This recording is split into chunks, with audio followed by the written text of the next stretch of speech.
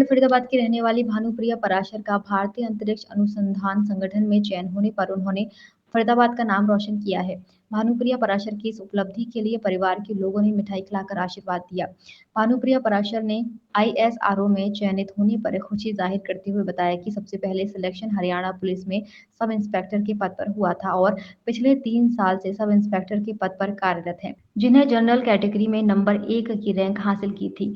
इसी के साथ दिल्ली सरकार में टीचर के लिए भी सिलेक्शन हुआ था। भानुप्रिया ने बताया कि 2019 में उनके पिता का देहांत हो गया था। उन्होंने अपने पिता का सपना पूरा किया है।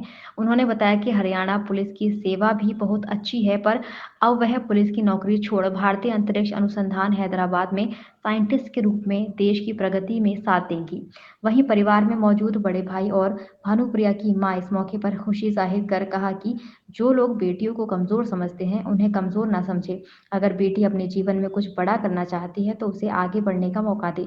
भानुप्रिया बचपन से ही कुछ अच्छा मुकाम हासिल करने के लिए कहती थी। आज उसका सपना पूरा हो गया है। अब बिटिया देश सेवा के लिए जानी जाएगी। परिवार के लिए इससे बड़ी और क्या खुशी होगी। नाम बता दीजिए आप। मेरा नाम भानुप्रिया पराशर है। मैम आपको कहीं कहीं साइंटिस्ट में चयनित हुए हैं आप, किस तरह की चीज़ें हैं और कैसे आप इसमें आगे बढ़े? अभी फ़िलहाल मैं as a sub inspector Haryana police की ट्रेनिंग ले रही थी मधुबन से। तो ये फॉर्म मैंने 2019 में भरा था। 20 में इसका पेपर हुआ, 21 में इसका इंटरव्यू हुआ और अभी 22 में इसका रिज़ल्ट आया है। तो as a ISRO scientist engineer मेरा सिलेक्शन हुआ और पोस्टिंग मेरी हैदराबाद में रहेगी। हरियाणा की पहली लड़की आप ऐसी हैं जिसका एज ए साइंटिस्ट आपको अपॉइंट किया गया है, तो उसको कैसे देखती हैं? आई कांट से कि मैं हरियाणा की फ़र्स्ट हूँ जी। I think that information is wrong. मैं हरियाणा की फ़र्स्ट तो नहीं कह सकती अपने आप को, बट हाँ मेरा सिलेक्शन हुआ है, तो that is a very big thing even for my previous department जहाँ मैं काम कर आई हूँ 5 महीने की। मैं हरियाणा पुलिस से निकल के एक साइंटिस्ट बन रही हूँ, तो वो मेरे उच्च अधिकारियों के लिए भी बड़ी बात थी। लड़कियों के लिए क्या मैसेज देना चाहेंगे आप? लड़कियों के लिए यही है कि आप अपने कैलिबर को, टैलेंट को याद रखिए, उस पर निरंतर काम करते रहो, बढ़ते रहो आगे। Definitely one day that will be your day. So don't be afraid of failure से हार नहीं माननी है, निराश नहीं होना है, बस मेहनत करते रहनी है लगातार। साइंटिस्ट में आप चयनित हुए हैं तो क्या पूरे हरियाणा में आप हैं या आपके साथ और भी लोग? फिलहाल इसकी मुझे कोई इन्फॉर्मेशन नहीं है, क्योंकि मेरा ऐसा कोई कांटेक्ट किसी से है नहीं जो हरियाणा से हो और उनका सिलेक्शन हुआ हो, तो वो इन्फॉर्मेशन तो मुझ पर नहीं है, क्योंकि मैं बिज़ी थी अपनी ट्रेनिंग में। जस्ट मुझे एक ईमेल था, मेरा लेटर्स थे, अपॉइंटमेंट लेटर, तो उससे मुझे ये पता है कि हाँ मैं सिलेक्ट हुई हूँ। रिमेनिंग और कौन किस लोकेलिटी का है, किस स्टेट का है, वो मुझे जाकर पता इसके चलेगा। लिए कितना प्राउड कर रहे हैं आप अपने लिए, अपने परिवार के लिए, क्या कहेंगे इसके? हाँ, प्राउड फीलिंग सबसे पहले तो मेरे मम्मी पापा जी को होगी कि उन्होंने बहुत मेहनत की और उनको आज एक रिज़ल्ट में मिल रहा है कि उनके बच्चे इतने ऊपर पहुंच रहे हैं, तो वो सबसे बड़ी चीज़ उनके लिए प्राउड है। और अगर वो प्राउड है तो मुझे खुशी है। मैम ऐसी जानकारी मिली है कि आपने कई जगह टेस्ट हुए थे, आप तो उसमें भी सिलेक्ट हुए हैं, तो वो कहाँ? सबसे पहले मैं हरियाणा पुलिस में सिलेक्ट हुई। इसकी ट्रेनिंग के दौरान मेरे 2 रिज़ल्ट और आए, एक दिल्ली टीचर में और एक ये इसरो साइंटिस्ट में, तो 2 साइड बाई साइड क्लियर हुए मुझे। अब एक बात की जाए कि जैसा कि अब हरियाणा पुलिस में आप हैं और आप साइंटिस्ट में भी सिलेक्ट हुए हैं, तो किस जॉब को आप बेहतर समझ रहे हैं और किस में जाना पसंद कर रहे हैं आप? देखिए, बेहतर दोनों अपनी अपनी जगह हैं। मतलब जो हरियाणा पुलिस का काम है वो टोटली डिफरेंट है एक इसरो साइंटिस्ट से। ठीक है, पुलिस आपके एक स्टेट लेवल पर काम कर रही है जिसमें थीम है, और जो इसरो है वो पूरे देश को आगे बढ़ाने के लिए काम करेगा।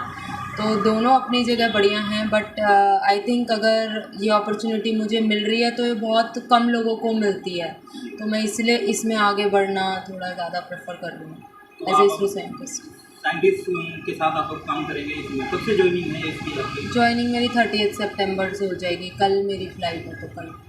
बेटियां आगे बढ़ रही हैं हर क्षेत्र में, तो इसके लिए क्या मैसेज देना चाह रही हूँ? और बाकी जो बेटियां जो मेहनत कर रही हैं, आगे बढ़ना चाहती हैं, वो लोग अपना नाम, परिवार का नाम, बिल्कुल देश का नाम। लड़कियों पे आई थिंक सबसे बड़ा प्रेशर शादी का आता है, तो एक एज हो जाने के बाद हर कोई समाज में भी घर वाले भी सब शादी करने लगते हैं। तो अगर आप बहुत डेडिकेटेड हो और आप चाहते हो कुछ अचीव करना और उस चीज़ को थोड़े टाइम के लिए साइड रख सकते हो तो रख लीजिए, अदरवाइज़ अपनी लाइफ को इस तरीके से फिर स्ट्रगल में हैंडल करना सीखो कि आप अपने लक्ष्य को एक ना एक दिन हासिल कर पाओ। क्या नाम है मैम आपका? संदेश। आपकी बेटी ने आपका नाम रोशन किया है, कैसे देखती हैं, क्या मतलब कैसे लग रहा है? बहुत ही अच्छा लग रहा है। इनके पापा जी का सपना था और मेरी बेटी ने राम रोशन करे, और इनके पापा जी हमेशा मेहनत करते रहे। और तब मैं कह रही शादी में भेजो, कहीं नहीं, बच्चे ने पढ़ाओ। बस हमारे पास यही पूंजी है, हमारे बच्चे पढ़ गए तो सब कुछ मिल गया हमें, और वे देख नहीं पाए आज इस चीज़ को।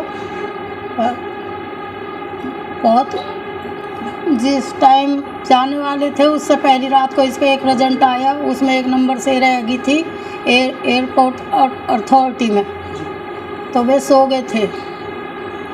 ये रो रही थी अपनी बहन से, इनकी बहन बाहर रहती नीदरलैंड में, तो उठे, मुंह गाड़ा, मुंह ढक कर सोए रहे, मुंह गाड़ा, और कहने लगे बिटिया क्यों रो रही है।